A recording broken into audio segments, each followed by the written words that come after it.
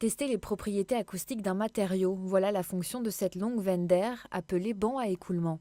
Ici, les chercheurs du laboratoire d'acoustique de l'université travaillent sur des échantillons transmis par les industriels du ferroviaire, de l'aérospatial et le plus souvent de l'aéronautique. Le contexte concerne en fait la réduction du bruit des avions dans les phases de décollage et d'atterrissage.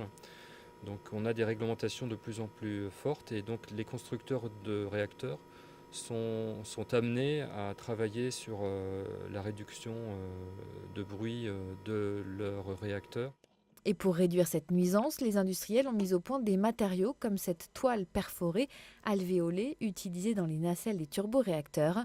Mais avant de la lancer sur le marché, ils font mesurer par le laboratoire les propriétés acoustiques de ce traitement. Il faut absolument qu'on teste ces matériaux avec de l'écoulement d'air et puis aussi avec un niveau de bruit assez fort. Pour analyser le comportement acoustique du matériau, un débit d'air est envoyé, superposé à une onde acoustique. Ensuite, des microphones montés sur la veine permettent d'enregistrer les pressions acoustiques.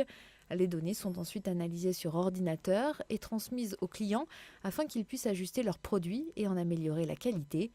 Aujourd'hui, le laboratoire travaille avec une centaine de sociétés, Thales, Airbus ou encore Saint-Gobain, ainsi que tout le tissu industriel local.